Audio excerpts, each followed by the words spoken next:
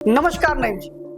नईम जी, पहले तो ये बताइए कि आप एक मुस्लिम होने के नाते आपका जुड़ाव भारतीय जनता पार्टी से कैसा हुआ और भारतीय जनता पार्टी से आप कैसे जुड़ गए और आपको बीइंग अ मुस्लिम कैसा लगता है भारतीय जनता पार्टी में काम करना? अभी आप लोगों के संगठन यानी कि अल्पसंख्यक मोर्चे के द्वारा एक कार्यक्रम हो रहा है नईम जी, जिसका नाम है मोदी की सौगात और इसको लेकर के हम ये जानना चाहेंगे कि आखिर ये मोदी की सौगात जो अल्पसंख्यक मोर्चा कर रहा है, ये कार्यक्रम का प्रारूप क्या है, ये कार्यक्रम कैसे किया जा रहा है, इस कार्यक्रम में क्या सिर्फ मुस्लिम ही इसके लाभ लेंगे या अन्य अल्पसंख्यकों को भी इसका लाभ मिलेगा? इसको थोड़ा विस्तार से हमारे दर्शकों को बता सकते हैं? अगर हम ये बात करें कि आप जो मोदी की सौगात की जो किट बांट रहे हैं, पूरे देश में तो 32 लाख के करीब आप चर्चा कर रहे हैं, लेकिन अगर हम बात करें कि जिस क्षेत्र का प्रतिनिधित्व नईम खान कर रहे हैं, उसमें अवध क्षेत्र में कितने लोगों को आप मोदी की सौगात का किट देने वाले हैं? नईम जी, ये बताइए कि जो ये मोदी की सौगात की किट जब आप दे रहे हैं, जिसकी शुरुआत आपने बलरामपुर के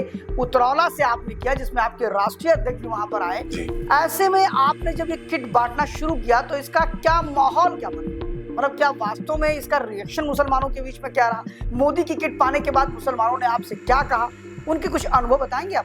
नईम जी, अभी आपने देखा कि पिछले दिनों महाराष्ट्र के मानखुर्द के विधायक समाजवादी पार्टी के अबू आसिम आजमी ने एक बहुत बड़ा बयान दिया। उन्होंने फिल्म छावा के कंटेस्ट में जब औरंगजेब की चर्चा शुरू हुई तो उन्होंने औरंगजेब को इस देश का महान शासक बताया, जिसके बाद विवाद ने तूल पकड़ा और अखिलेश यादव ने यह कह दिया कि मेरे किसी भी दानिशमंद जो भी मेरा विधायक या सांसद सच बात बोलता है, उसके साथ है। तो इस मामले के बाद अखिलेश यादव और समाजवादी पार्टी की प्रतिक्रिया को औरंगजेब के संदर्भ में आप कैसे लेते हैं? नमस्कार, मैं शिव, आप देख रहे हैं लाइव न्यूज 24। आज हमारे साथ बातचीत करने के लिए आए हुए हैं भारतीय जनता पार्टी अल्पसंख्यक मोर्चे के क्षेत्रीय अध्यक्ष अवध क्षेत्र मिस्टर नईम जी। नईम जी से हम कई समसामयिक विषयों पर बातचीत करेंगे, ये भी जानेंगे कि आखिर ये काम कैसे करते हैं, और हम ये भी जानना चाहेंगे कि जो अभी समसामयिक मुद्दे, चाहे फिर वो औरंगजेब का मुद्दा हो, संभल में का मुद्दा हो, या फिर बहराइच दंगे का मुद्दा हो, या फिर हम बात कर रहे हैं मुस्लिमों को जो अभी ईद में मोदी की सौगात दी जा रही है, इसको लेकर के जो मचा बवाल है, इस पर भी हम बात करेंगे। बने रहिए हमारे साथ, हम बातचीत करते हैं नईम जी से। नमस्कार नईम जी। नईम जी, पहले तो ये बताइए कि आप एक मुस्लिम होने के नाते आपका जुड़ाव भारतीय जनता पार्टी से कैसा हुआ और भारतीय जनता पार्टी से आप कैसे जुड़ गए और आपको बीइंग अ मुस्लिम कैसा लगता है भारतीय जनता पार्टी में काम करके? भारतीय जनता पार्टी में मैं 96 के आसपास भारतीय जनता पार्टी में 94 में मैं केकेसी ग्रेजुएशन में गया, एडमिशन लिया। उसी के दौरान हम विद्यार्थी परिषद के संपर्क में आए और मैंने लमसम 11 वर्ष अखिल भारतीय विद्यार्थी परिषद में काम किया, जिसमें हम सारे विश्वविद्यालय छात्र संघ के रूप में इंचार्ज थे। जो भी विद्यार्थी परिषद से टिकट पार्टी देती थी, विद्यार्थी परिषद देता था, उन कैंडिडेटों को हम छात्रों के बीच जाकर एबीवीपी की जो शिक्षा के प्रति रुझान था, जो सर्व समाज के लिए था, सभी वर्गों के लिए था, वो शिक्षा जो यूनिवर्सिटी और कॉलेजों से निकालकर वोट के रूप में कैसे उनको अच्छी दिशा में ले जाए, उसके प्रचार प्रसार के लिए हम उसमें कार्य किए, उसमें रहकर विद्यार्थी परिषद। उसके बाद मैं 2007 के आसपास भारतीय जनता पार्टी में प्रदेश कार्य समिति के सदस्य के रूप में अल्पसंख्यक मोर्चे में काम किए। 9 में मैं महानगर लखनऊ का महामंत्री बना, 11 में लखनऊ महानगर का अध्यक्ष बना, 2014 में प्रदेश का मीडिया प्रभारी बना और 2017 में जब भारतीय जनता पार्टी की सरकार बनती है तो फखरुद्दीन अली अहमद कमेटी मेमोरियल का मैं एक सदस्य सरकार का हिस्सा बना। उसके बाद लगातार मैं 3.5 वर्ष तक सरकार का हिस्सा बनकर उर्दू अकादमी में फखरुद्दीन कमेटी में कार्य करता रहा और सरकार की जो भी उर्दू के प्रति और फारसी के प्रति जो भी यूनिवर्सिटियों में योजनाएं थी, उर्दू को कैसे बढ़ावा दिया जाए, फारसी को कैसे बढ़ावा दिया जाए, उसके संदर्भ में काम किया।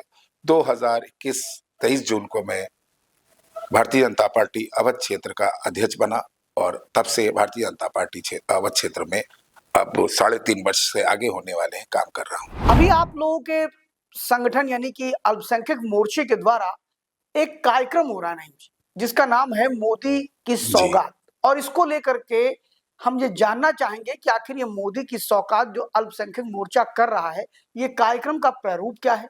ये कार्यक्रम कैसे किया जा रहा है? इस कार्यक्रम में क्या सिर्फ मुस्लिम ही इसके लाभ लेंगे या अन्य अल्पसंख्यकों को भी इसका लाभ मिलेगा? इसको थोड़ा विस्तार से हमारे दर्शकों को बता सकते हैं? हमारे राष्ट्रीय अध्यक्ष जनाब जमाल सिद्दीकी साहब ने दुष्यंत गौतम जी जो राष्ट्रीय महामंत्री हैं और अल्पसंख्यक मोर्चे के राष्ट्रीय प्रभारी हैं, उनसे हमारे राष्ट्रीय अध्यक्ष जी ने बात करके सौगात मोदी जी के कार्यक्रम को, एक सेवा भाव का जो कार्यक्रम है, वो उस अभियान को वहां से अप्रूवल लेकर भारत के जितने भी राज्य है उसमें सौगात मोदी जी का कार्यक्रम एक सेवा के भाव से, कि अब ईद का अवसर है, ईद आने वाली है, तो जिन भाइयों को, जो मुस्लिम भाई हमारे हैं, मुस्लिम भाई में सभी वर्गों के जो लोग हैं, उसके बाद हम किट के माध्यम से, एक छोटी सी सहायता के माध्यम से हम उनके तक ज्यादा से ज्यादा पहुंचे।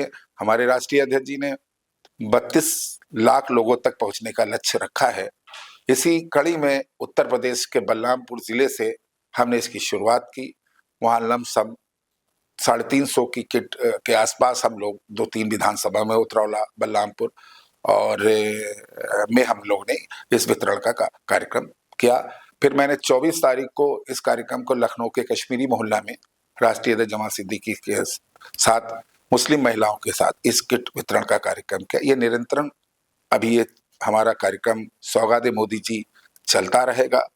ये एक भाव है माननीय मोदी जी का, माननीय उत्तर प्रदेश के यशस्वी मुख्यमंत्री योगी आदित्यनाथ जी का, कि हम किसी ना किसी तरह से, जो मुस्लिम भाई भी हमारा इस प्रदेश का, देश का हिस्सा है, उसको सही तरह से उसके तक पहुंचे, उसे जागरूक करें, उसको अवेयरनेस मिले, सारी योजनाओं का लाभ मिले। इस सोच के साथ, इस विचारधारा के साथ पार्टी ने इस काम को आगे बढ़ाया। और ये कार्यक्रम जो माइनॉरिटीज के 6 फैक्टर्स आते हैं, जिसमें ईसाई समाज भी है, बौद्ध समाज भी है, जिसमें हमारे सिंधी भाई, पंजाबी भाई भी हैं, ये सब जैन भाई भी हैं।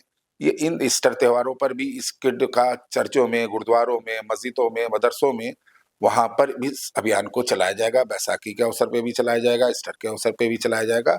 ये हमारा निरंतर प्रोसेस कार्यक्रम है। इन 6 वर्गों के बीच में निरंतर इसको हम लोग चलाएंगे। अगर हम ये बात करें कि आप जो मोदी की सौगात की जो किट बांट रहे हैं, पूरे देश में तो 32 लाख के करीब आप चर्चा कर रहे हैं, लेकिन अगर हम बात करें कि जिस क्षेत्र का प्रतिनिधित्व नईम खान कर रहे हैं, उसमें अवध क्षेत्र में कितने लोगों को आप मोदी की सौगात का किट देने वाले हैं? तो अभी तक हम लोग ने जो मोटा मोटा एक लक्ष्य निर्धारित किया है अपने अवध क्षेत्र के पदाधिकारियों से, जिला अध्यक्षों से, क्षेत्र के अध्यक्षों से, मंडल अध्यक्षों से निर्धारित किया, तो एक लमसम 10,000 के आसपास किट बांटने का हम लोगों का यह लक्ष्य है। और कोशिश करेंगे कि हम इस लक्ष्य को पूरा करने का प्रयास करें। नईम जी, ये बताइए कि जो ये मोदी की सौगात की किट जब आप दे रहे हैं, जिसकी शुरुआत आपने बलरामपुर के उतरौला से आपने किया, जिसमें आपके राष्ट्रीय अध्यक्ष भी वहां पर आए, ऐसे में आपने जब ये किट बांटना शुरू किया तो इसका क्या माहौल क्या बना? मतलब क्या वास्तव में इसका रिएक्शन मुसलमानों के बीच में क्या रहा? मोदी की किट पाने के बाद मुसलमानों ने आपसे क्या कहा? उनके कुछ अनुभव बताएंगे आप? अब मुसलमान धीरे धीरे पूरी तरह से अवेयरनेस की ओर बढ़ रहा है, जागरूकता की ओर बढ़ रहा है। मुस्लिम को जो इससे पहले की सरकारें थी, चाहे कांग्रेस के 75 वर्ष हो, चाहे आप सपा के कार्यकाल को देख लीजिए या बसपा के, इन्होंने मुस्लिमों को हमेशा वोट बैंक समझा है। उनके, चाहे इनके कोई भी मिनिस्टर हो, चाहे आप सलमान खुर्शीद साहब को ले लीजिए, चाहे आप बेसिकली आजम खाजी को ले लीजिए, चाहे आप बेसिकली नसरुद्दीन साहब को ले लीजिए, इन लोगों ने समाज का कोई उत्थान मुस्लिम समाज का नहीं किया। इन्होंने बेसिकली अपना उत्थान तो किया, लेकिन समाज के वर्ग में कभी ना शिक्षा का कोई ऐसा प्रचार प्रसार किया, ना उनके अंदर मुस्लिम कैसे डेवलप हो, मुस्लिम का उत्थान कैसे आगे बढ़े, इस सब से उनको महरूम रखा। भारतीय जनता पार्टी अब जब अपना स्टेप आगे उठाकर इनको अपने साथ जोड़ने का प्रयास करती है, तो ये विपक्षिया पार्टी, इनको ये हजम नहीं होता कि मुस्लिम भारतीय जनता पार्टी के करीब जाए तो हम उसको खींच लें, ताकि हमारी ही उसमें माया जाल में फंसा रहे। इसके अंदर ना अवेयरनेस रहा है, वही गली कूचे जो गंदे पड़े थे, वही जो पेंशन 300 की मिलती थी, आज मुस्लिमों को भी 1,000 मिल रही है। वही आयुष्मान कार्ड जो आज इनके क्या ना कोई योजना का कोई नहीं था। सब आपने पिछली सरकारों को भी देखा है किस तरह से मुस्लिमों को वोट बैंक समझा, मुस्लिमों को शिक्षा और स्वास्थ्य और ये जो भी योजनाएं जो सरकार के इससे महरूम रखा। भारतीय जनता पार्टी ने आयुष्मान कार्ड में मुस्लिम वर्ग को अगर सबसे ज्यादा 50% आयुष्मान कार्ड में लाभ मिला है तो भारतीय जनता पार्टी को मिला है। राशन में भी अगर सबसे ज्यादा किसी को फायदा मिला है और किसी को सबसे ज्यादा इससे फायदा हुआ है तो वो मुस्लिम समाज के हर वर्ग के लोगों को मिला है। चाहे आप प्रधानमंत्री आवास योजना देख लीजिए, उज्ज्वला गैस सिलेंडर देख लीजिए, अगर होली में दिवाली में हिंदू भाइयों को मिला तो मुस्लिम भाइयों को भी वो योजना, वो सब्सिडी 800 रुपए सबके खाते में पहुंची है। तो भारतीय जनता पार्टी तो उनके उत्थान के लिए काम कर रही है, भारतीय जनता पार्टी तो उनको आगे बढ़ाने के लिए काम कर रही है।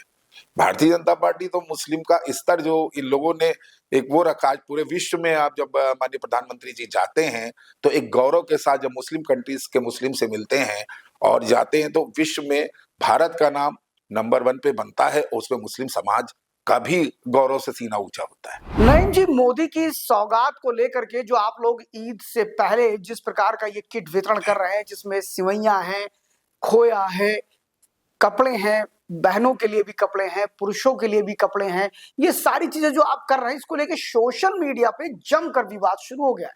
कुछ लोग भारतीय जनता पार्टी के नरेंद्र मोदी को भी निशाने पर ले रहे हैं, इस पर आप क्या कहेंगे? देखिए, भारतीय जनता पार्टी केंद्र की मोदी सरकार हो, जब से 2014 में माननीय प्रधानमंत्री, देश के प्रधानमंत्री नरेंद्र मोदी जी बने हैं और 2017 में योगी जी उत्तर प्रदेश के मुख्यमंत्री बने, तो उन्होंने उत्तर प्रदेश को उत्तम प्रदेश बनाने के लिए योगी जी ने निरंतर प्रयास किया। वो उन्होंने हमेशा उसमें किसी का भेदभाव नहीं किया। अगर राम को योजना मिली तो रहीम को भी योजना मिली है। कि ये विपक्ष तो इसलिए हवा क्योंकि इनके पास कोई मुद्दा नहीं है, मुद्दा विहीन है।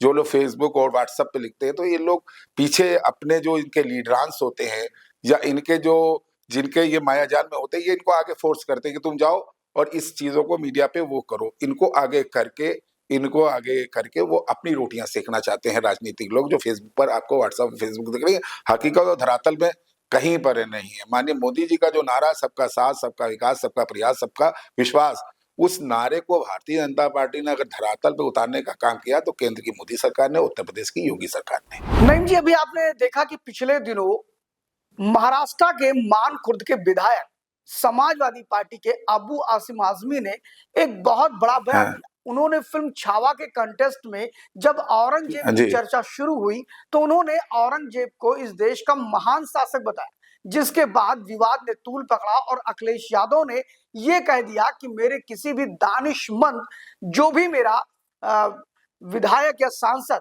सच बात बोलता है, हम उसके साथ है। तो इस मामले के बाद अखिलेश यादव और समाजवादी पार्टी की प्रतिक्रिया को औरंगजेब के संदर्भ में आप कैसे लेते हैं? मुस्लिम समाज हमारा जो है वो ख्वाजा मोइनुद्दीन ख्वाजा गरीब नवाज जी को मानने वाला है, देवा के वारिस पाक को मानने वाला है, जिन्होंने भाईचारा, एकता और सदैव सब समाज के बीच में रहकर एकता का भाव दिया कि पड़ोसी प्रथम है, पड़ोसी हमारा जो है वो भाई है, इसलिए उससे आपस में मिलजुल कर उसको साथ में लेके चले हम लोग। हम पुराने कैरेक्टर्स पे जाएंगे तो पुराने कैरेक्टर्स में हमें दो पार्ट मिलते हैं। पुराने कैरेक्टर्स में किसी के अंदर कुछ अच्छाइयां भी हैं तो किसी के अंदर कुछ बुराइयां भी हैं।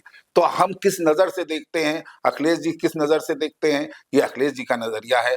हम भारतीय जनता पार्टी के लोग, हम मुस्लिम समाज के लोग उसे किस नजर से देखते हैं, हमारी नजर से हम ख्वाजा मोइनुद्दीन चिश्ती के चाहने वाले लोग हैं, हम ख्वाजा गरीब नवाज के चाहने वाले लोग हैं, हम देवा के वारिस पाक के चाहने वाले ने, जिन्होंने हमेशा एकता, सौहार्द, भाईचारा, प्रेम बना रहे, उसी के चाहने वाले हैं, ताकि हम कड़ी से कड़ी मिलकर भारत को एक विकसित राष्ट्र बना सके। नईम जी, अभी राज्यसभा के सदस्य यानी कि औरंगजेब का विवाद अभी शांत भी नहीं हुआ कि समाजवादी पार्टी के नाम पर एक और विवाद का मामला फूट पड़ा और वह था राणा सांगा का मामला।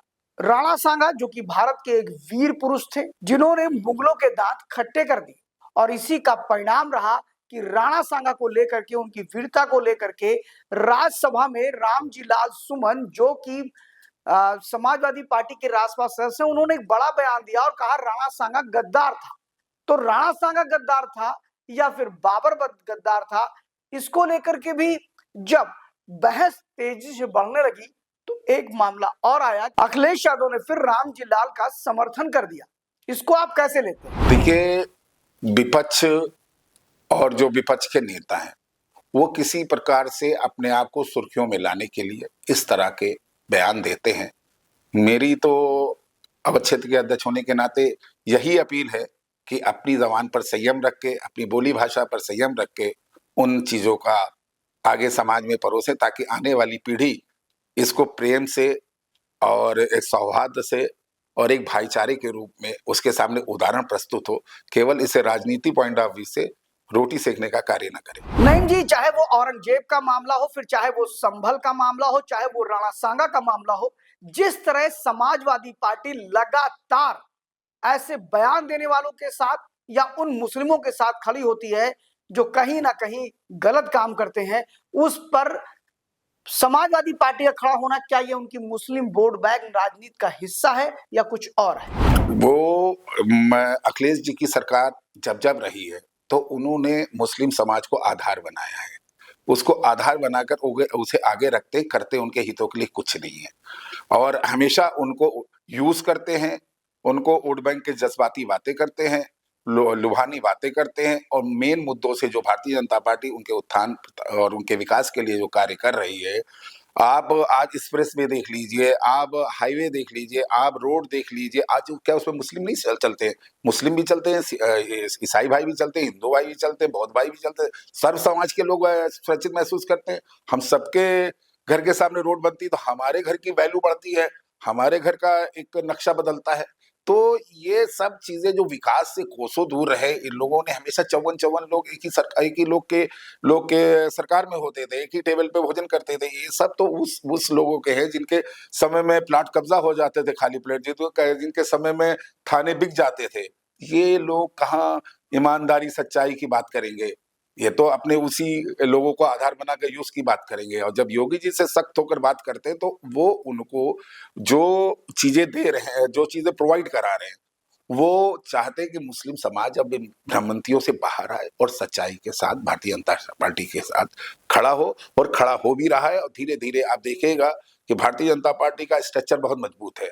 अब संगठनात्मक स्ट्रक्चर जो हमारा धीरे धीरे नीचे तक पहुंच रहा है, मंडलों तक पहुंचा है, बूथ तक पहुंचेगा। अब इस मंडलों से और बूथ से आगे का नया जो अध्याय लिखा जाएगा, इन बूथ मंडलों से विधानसभाओं में और जिलों में जो वोट निकलेंगे, वो 27 के चुनाव में योगी जी को मुस्लिम समाज का अच्छा वोट मिलने का पूरा अंदाजा है, आभास है। इन योजनाओं के जो 8 वर्ष पूरे होने पर सरकार की जो इन योजनाएं जो माननीय योगी जी ने, चाहे इंफ्रास्ट्रक्चर के क्षेत्र में रहा हो, चाहे हाईवे के चक्कर में उसमें रहा हो, चाहे मेडिकल कॉलेज के क्षेत्र में रहा हो, सबने योगी जी ने हर समाज हर वर्ग को जोड़ा है, उनको उसमें उनको बराबर की भागीदारी, जबकि मुस्लिम समाज को तो इन भागीदारों से ऊपर भागीदारी मिली है। तो अब हमारा मुस्लिम भाइयों से भी एक अपील है, एक आग्रह है कि वो भी अब वो समय आया है कि पूरी तरह से जो अभी जो शंकाएं हैं, आशंकाएं हैं, इनको दूर करते हुए भारतीय जनता पार्टी के साथ कंधे से कंधा मिलाकर उसे मजबूत करें, इन पार्टियों की भ्रमित में न फंसे। नहीं जी, अगर हम बात करें तो भारतीय जनता पार्टी का जो अल्पसंख्यक मोर्चा है या सूफियों के बीच में कव्वाली वाले कार्यक्रम, उसके बाद सौगाते मोदी जैसे कार्यक्रम आप चला रहे हैं, लेकिन सबसे बड़ी बात यह है कि इन कार्यक्रमों को वोटों में आप परिवर्तित नहीं कर पा रहे, ये वोट में कन्वर्ट नहीं हो रहा। चाहे वो 2024 के चुनाव में तो मुंह की खा गए नरेंद्र मोदी, जबकि एक बड़ी हिस्सेदारी मुस्लिमों की सभी योजनाओं में, अगर हम बात करते हैं प्रधानमंत्री आवास की, तो लगभग 42.7% मुसलमानों ने इसका लाभ लिया है। अगर हम बात करें प्रधानमंत्री के आयुष्मान कार्ड की, तो वहां भी लगभग 48% लोगों ने लाभ लिया है। उज्ज्वला की बात करें तो 35% मुसलमानों ने लाभ लिया है। लेकिन उसके बाद जब वोट देने की बात आती है तो अल्पसंख्यक मोर्चे के लाख प्रयास करने के बाद सूफियों के बीच कव्वाली, सूफियों से बातचीत, उसके बाद अब मोदी के सौगात किट जो है, इसके बाद भी आप उन्हें वोटों में नहीं बदल पा रहे। कमी कहां पर? देखिए, सूफी संवाद जब हम पूरे भारत की दरगाहों में हमारे राष्ट्रीय अध्यक्ष जी ने ये एक वहां पर ये सूफियों तक पहुंचने के लिए एक रास्ता बनाया, ब्रिज का काम किया, तो उनकी जो सोच थी दरगाहों के खानगेरों हों, सूफी हों, समाज हो, तो उनकी सोच में बदलाव आया। आप उन्होंने पहले तो भारतीय जनता पार्टी के इन दरगाहों में, इन मज़ारों में या और यहाँ पर कोई इस तरह का उदाहरण प्रेज़ेंट नहीं होता था। चाहे केंद्र की सरकार कांग्रेस की रही हो, चाहे सपा की रही, ये जाकर उनके रोज़ा इफ्तार में तो शरीक हो जाते थे, बैठ जाते थे, लेकिन और भी उनके कोई इसके अलावा कोई कार्यक्रमों में उनकी हिस्सेदार भारतीय जनता पार्टी ने हर व्यक्ति तक पहुँचने की। और ये आज से नहीं है, ये 1980 में जब भारतीय जनता पार्टी की अपनी जब स्थापना हुई 6 अप्रैल 1980 में, तो अटल जी जब पहले विदेश मंत्री बनते हैं, तब अटल जी के अंदर यही भावना थी, विदेश जाने के लिए जो वीज़ा जो मुस्लिम समाज के लिए स्टार्ट किया था, उसको स्टार्ट करने वाले स्वर्गीय पंडित अटल बिहारी वाजपेयी जी हैं, जिन्होंने मुस्लिम समाज के उत्थान के लिए भेजा ताकि मुस्लिम समाज विदेश में जाकर वहां से कमाकर अपने के यहाँ 4-4 बेटियां होती थी, शादी करना बड़ा दूभर हो जाता था, रोजगार के संसाधन कम थे। तो ये भाव अगर किसी ने दिखाया है तो उस समय के पंडित अटल बिहारी वाजपेयी के समय से ही भारतीय जनता पार्टी के मुस्लिम उत्थान के लिए कार्य शुरू हो गए थे। तो इसी कड़ी में सूफी संवाद का एक माध्यम बना जो लोगों तक धीरे धीरे पहुंचा और अब उनके अंदर अवेयरनेस आ रही है। और अब एक समय आएगा, आप जरूर देखिए, आ रहा भी है, आ चुका भी है। 22 में भी हमने काफी भारतीय जनता पार्टी को मुस्लिम समाज ने वोट दिया और आने वाले समय में भी और बढ़ चढ़ के भारतीय जनता पार्टी की तरफ मुस्लिम समाज आंखों भरी निगाहों से देख रहा है कि अब उसे मालूम है कि इन समाजवादियों से या इन कांग्रेसियों से या इन बसपाइयों से कुछ होने वाला नहीं। भारतीय जनता पार्टी सबके विकास के लिए कार्य कर रही है। नईम जी, अभी आपने देखा कि संभल के अंदर नेजा मेला जो सैयद सलार मसूद गाजी यानी कि गजनवी का भांजा है और आक्रांता था मोहम्मद गजनवी जिसने सोमनाथ मंदिर को तोड़ा था, उसके मोहम्मद गजनवी के भांजे के नाम पर जो नेजा मेला लगता है संभल में, उसको प्रशासन ने रोक लगा दिया। माना जाता है कि उत्तर प्रदेश के अंदर प्रयागराज, प्रतापगढ़, संभल, बहराइच, मथुरा ऐसे कई क्षेत्र हैं, 6 क्षेत्र लगभग हैं जहां पर सैयद सलार मसूद गाजी के नाम पर मेले लगते हैं, जिसमें बहराइच के मेले का भी टेंडर अभी नहीं हुआ है। प्रयागराज में ताला लगने की बात हो गई थी।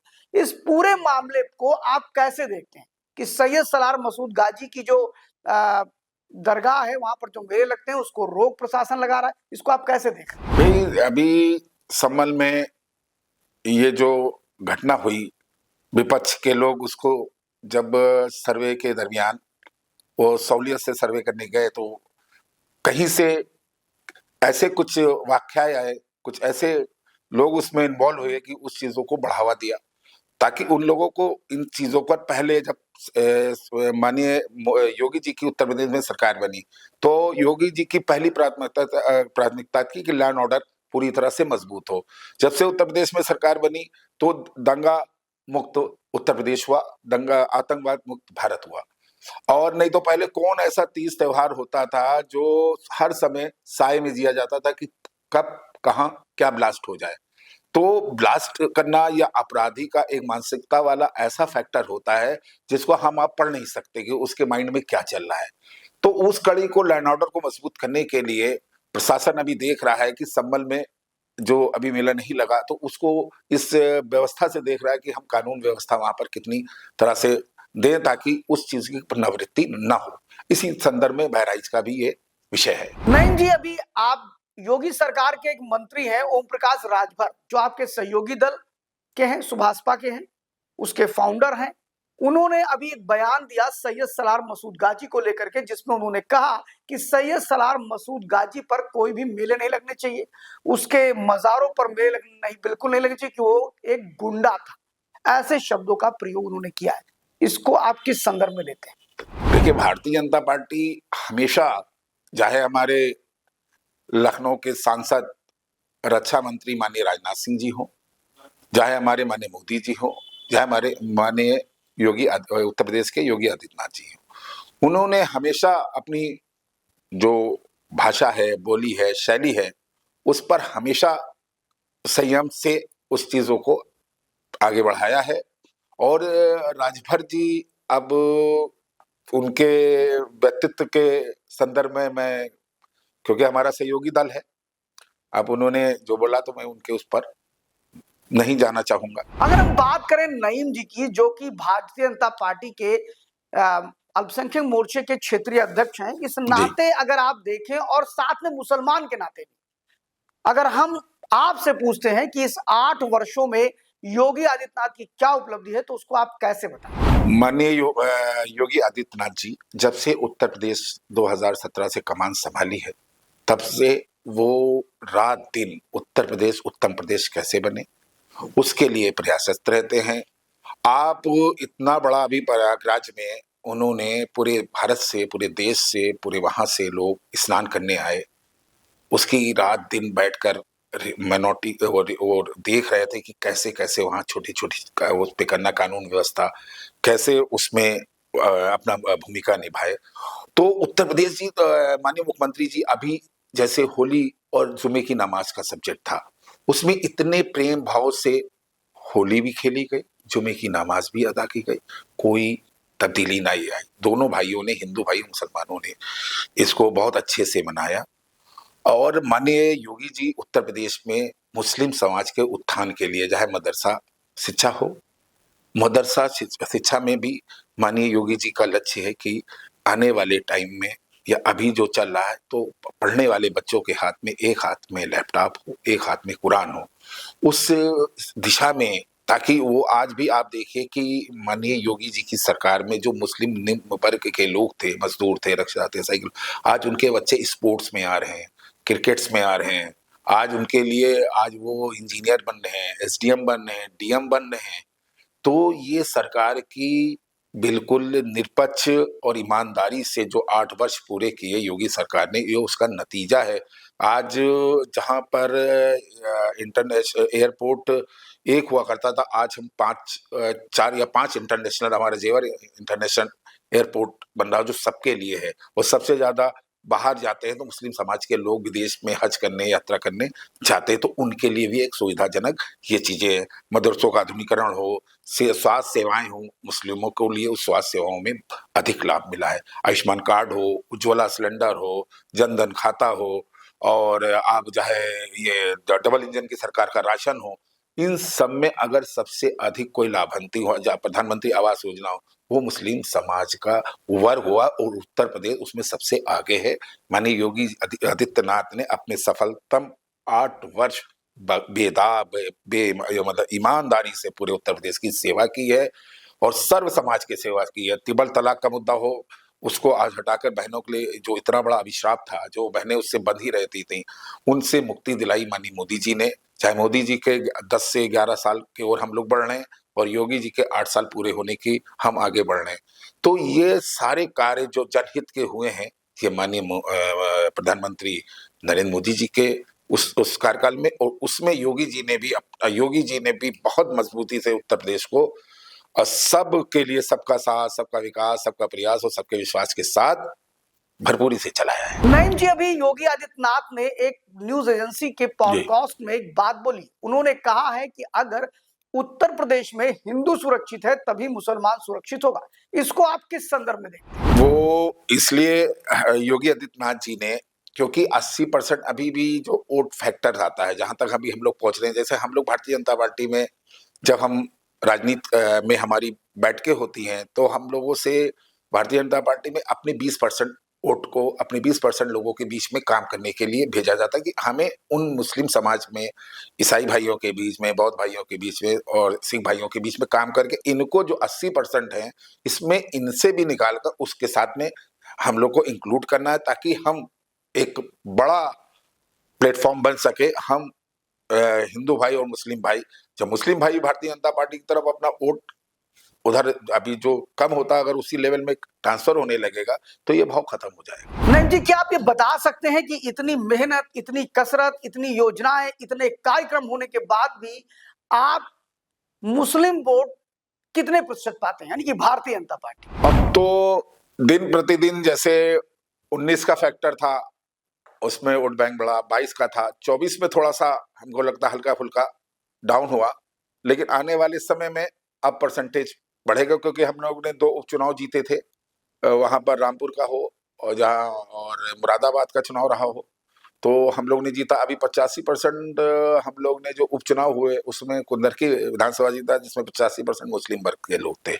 उसमें रामवीर उपाध्याय जी को मुस्लिम समाज का बड़ी मात्रा में वोट मिला। अभी हम देवबंद की सीट जीतते हैं ठाकुर विजय सिंह जी की, उसमें भी मुस्लिम समाज वहीं से उसमें हुआ। तो मुस्लिम समाज में सभी वर्ग हों, चाहे पसमानदा हो, चाहे ये खान हो, पठान हो, शिया समुदाय, सभी वर्ग मिलकर भारतीय जनता पार्टी का हिस्सा है और दिन प्रतिदिन ये सब मिलकर भारतीय जनता पार्टी के साथ वोट बैंक को बढ़ाने का कार्य करेंगे। नहीं जी, जब आप भारतीय जनता पार्टी अल्पसंख्यक मोर्चे के नाते जब मुस्लिम बस्तियों में जाते हैं तो आपको भारतीय जनता पार्टी का व्यूज रखने में, उसकी योजनाएं बताते समय या उन लोगों से संपर्क करते समय किन किन कठिनाइयों का सामना करना पड़ता है? अब तो देखिए, भारतीय जनता पार्टी में जैसे अभी जिन लोगों ने भारतीय जनता पार्टी को दूर से देखा है, तो उनके माइंड में भारतीय जनता पार्टी का चैप्टर अलग रहता है। जैसे हमने जब भारतीय जनता पार्टी की शुरुआत की, तो हम जब विद्यार्थी परिषद के संपर्क में गए, तो विद्यार्थी परिषद में हमें 3 चीजें बहुत महत्वपूर्ण तरीके से,